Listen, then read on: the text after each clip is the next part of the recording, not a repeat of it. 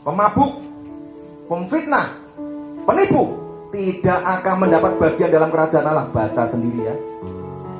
Kalau masih kurang puas, Galatia 5 ayat 19-21. Perbuatan daging telah nyata: percabulan, kecemaran, hawa nafsu, penyembahan berhala, sihir, perseteruan, perselisihan, iri hati, amarah, kepentingan diri sendiri, percederaan, roh pemecah, kedengkian, kemabukan, pesta pora, dan sebagainya. Terhadap semuanya itu kuperingatkan kamu, seperti yang telah kubuat dahulu, bahwa barang siapa melakukan hal-hal demikian tidak akan mendapat bagian dalam kerajaan Allah.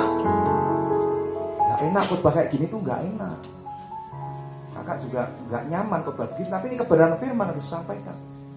Ya, jadi kalian harus hati-hati. Tuhan sudah memperingatkan setiap orang yang namanya tidak ditemukan tercatat di kitab kehidupan akan dilemparkan ke dalam lautan api neraka. Inilah kematian kedua selama-lamanya. Jadi kalian tahu ya, ada namanya spirit of suicidal, roh bunuh diri. Hati-hati, cara kerjanya itu adalah menebarkan keputusasaan sampai suatu detik nanti iblis menebarkan lies, dusta. Soalnya gini, tuh hidupmu kan udah berat kan, kamu sudah gak tahan kan, melihat semua pemandangan ini seolah-olah Tuhan tidak mendengarkan doamu dan tidak menolongmu. Rasanya kamu udah sangat putus asa kan. Seperti kemarin kakak cerita tentang Kak Rido ya. Hanya karena dibilang mami nyesel punya anak kamu, dia langsung terluka. Setan langsung mengejar jiwanya supaya segera bunuh diri. Kamu gak punya masa depan, mama gak sayang sama kamu. Itu cara kerja setan seperti itu. Terakhir itu adalah roh maut yang bekerja. Hati-hati. Kalau kalian merasa, Kak aku malu mengakui ya, minta sesi sama Bundu, dilepaskan dari semua kenajisan dan percabulanmu itu. Jangan kau menganggap masih muda, Kak. Gak apa-apa kan, aku merugikan diri sendiri. Hati-hati. Pertama dari kenajisan, nanti lama-lama kalian akan mengkompromikan dosa makin gede. Saat teduhmu sudah gak bagus, nanti jatuh dalam drugs. Lama-lama pergaulan makin liar, makin bebas, overdosis. Orang yang OD kalau masih bisa hidup itu anugerah. Kalau OD lewat, ya tinggal tunggu aja pengadilan tata bukti dibuka, ada kesempatan untuk bertobat. Ujungnya pasti roh maut. Kalau roh jahat diusir dari diri seseorang, dia akan pergi keluar mengembara di tempat yang tandus dan dia sedang mengamati apakah orang tersebut rapi, tersusun di dalam hatinya. Artinya apa? Iblis melihat, oh nggak pernah saat teduh, kosong hatinya, dimasukin lagi, membawa 7 lebih jahat. 7 lebih jahat itu salah satunya, hati-hati kalau itu roh maut, ya tinggal dihitung aja kapan roh maut menjemput. Jadi kalau ada yang sempat putus asa sampai berpikir aku udah nggak kuat hidup, setan akan ngomong begini, ya sudah, makanya kamu sudahi aja, nanti kamu tuh cuman kayak Casper, melenyap gitu, udah beres, nggak ada beban hidup lagi. Makanya banyak anak kecil yang nggak pernah terima pengajaran ini, tiba-tiba ditemukan orang tuanya sudah gantung diri. Anak SD, anak SMP, akhir zaman mengerikan. Orang tuanya tiba-tiba juga sudah bunuh diri dan membunuh anaknya. Sudah nggak tahan dengan beban hidup ini karena nggak pernah terima pengajaran ini. Pengajarannya sesat, seolah-olah kalau kamu udah mati kan beres, nggak ada masalah lagi kan. Padahal itu dusta yang paling mengerikan. Setelah mereka mati bunuh diri di luar Tuhan, dia menunggu waktu untuk dibangkitkan dan lebih mengerikan lagi hukumannya. Kalian paham sampai di sini? Sangat-sangat mengerikan. Sudah Bundu, ini mau disudahi.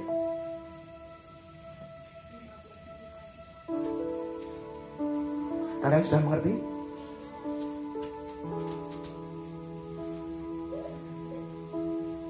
Dan setiap orang yang tidak ditemukan namanya tertulis dalam kitab kehidupan dilemparkan ke dalam lautan api itu.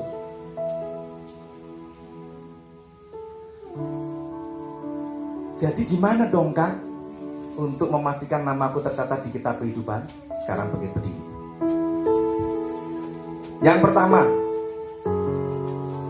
harus sungguh-sungguh cek di dalam hatimu. Apakah kalian sudah mengaku dengan mulutmu, percaya sungguh-sungguh dalam hatimu? Nanti cek masing-masing bahwa Yesus adalah Tuhan dan Juru Selamatmu. Itu yang pertama. Roma 10 ayat 9-10. Itu fondasi pertama. Cek saat ini. Jangan ada yang suam-suam kuku atau setengah hati. Karena kakak mau tanya, jangan ikut-ikutan. Siapa yang sudah sangat yakin di dalam hatinya sungguh-sungguh menaruh percaya bahwa Yesus adalah Tuhan dan Juru Selamat pribadinya. Artinya Yesus telah mati menggantikan dosa-dosamu di kayu salib dan memberikanmu hidup yang baru. Angkat tangannya. Ya, Tuhan melihat kalian ya, kakak nggak perlu lihat. Yang kedua, ciri-cirinya apa? Yang sudah tercatat dalam kitab kehidupan. Setelah terima anugerah keselamatan itu, dia harus punya komitmen hidup kudus, hidup benar. Artinya apa, Kak? Meninggalkan dosa-dosanya yang disembunyikan bertahun-tahun, yang dianggap itu nggak masalah, bahkan dianggap satu kebenaran palsu. Hati-hati. Karena yang disebut orang yang sungguh-sungguh percaya, yang sudah lahir baru itu, di 1 Yohanes 9 dikatakan begini: orang yang sudah lahir dari Allah tidak dapat berbuat dosa lagi. 1 Yohanes 9 ayat 10. Orang yang lahir dari Allah, dilahirkan baru, tidak dapat berbuat dosa lagi. Sebab apa? Ada benih ilahi di dalam dirinya. Tidak akan sanggup orang yang sudah lahir baru dengan sengaja terus melakukan dosa. Tapi kalian jangan tertuduh ya, Kak, nah kalau kemarin aku nggak sengaja berbohong gimana, Kak? Ya kalau nggak sengaja nggak apa-apa. Tapi kalau kalian sudah lahir baru, melakukan dosa yang sama, hidup di dalam dosa tersebut bertahun-tahun dan kamu menikmatinya, kakak nggak yakin kalian sudah lahir baru. Coba dicek lagi dalam hatimu. Kalau produknya setan masih kamu nikmati terus-menerus, tinggal dalam kubangan dosa tapi ngaku sudah percaya Tuhan Yesus, bahkan merasa sudah dewasa rohani dan melayani Tuhan, be careful, cek dalam hatimu. Kalau benih ilahi sudah ada di dalam hatimu, kamu tidak dapat berbuat dosa. Bisa jatuh dalam dosa nggak, Kak? Bisa. Tapi begitu kamu jatuh dalam dosa, kamu langsung disadarkan sama Roh Kudus, dan kamu langsung merasa apa? Pengen segera bertobat. Tuhan ampuni aku nggak sengaja aku jatuh Tuhan, karena saat teduhku bolong-bolong Tuhan, aku jadi melihat lagi itu. Nggak apa-apa, itu namanya jatuh dalam dosa. Yang tidak boleh adalah tinggal dalam dosa. Kakak kasih contoh. Paulus saja berseru, rasul yang begitu hebat, dia berseru begini, Tuhan, aku ini manusia celaka, aku ini orang yang paling berdosa. Artinya dia bisa jatuh dalam dosa.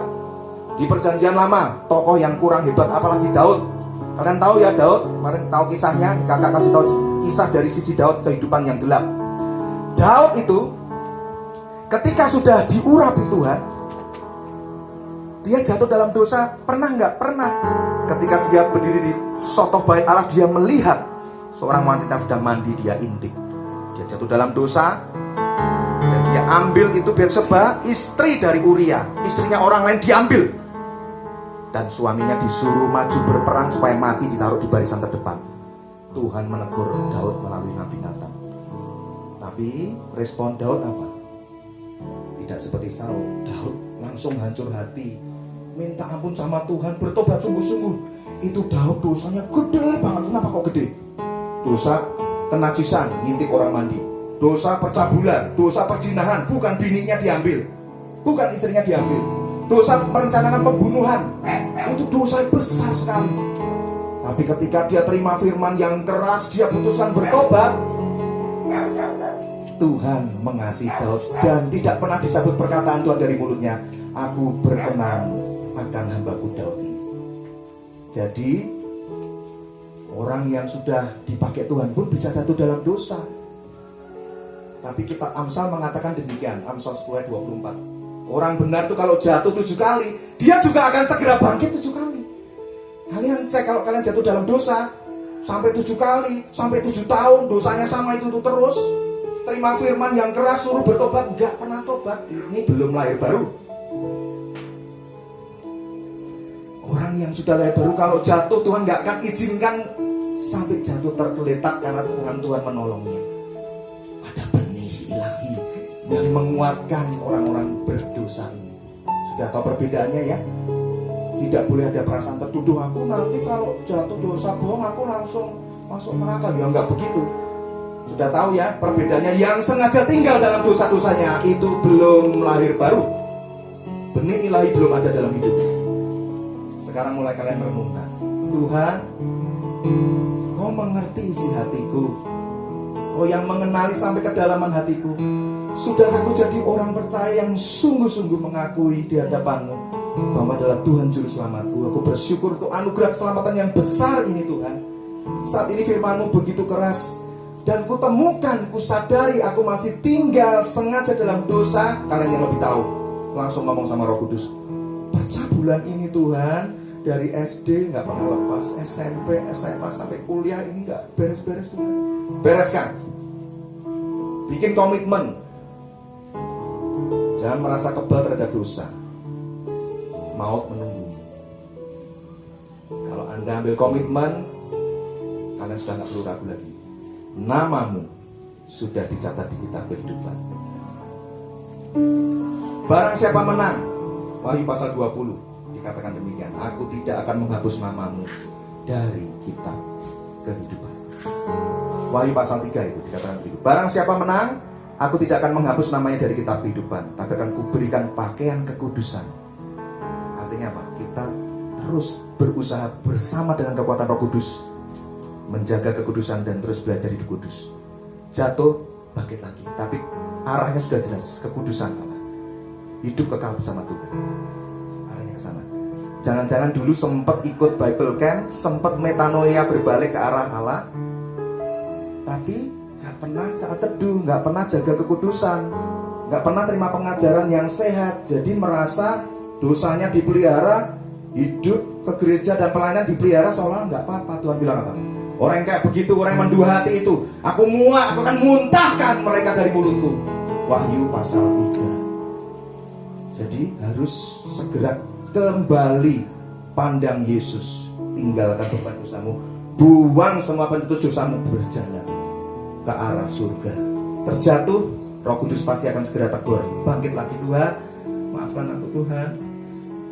Kalian bisa bedakan nanti, jatuh dalam dosa sama sengaja tinggal menikmati produk-produk dosa dari iblis. Angkat tangan.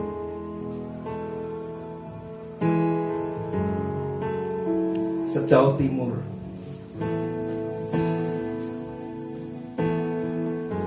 betapa besar kasih.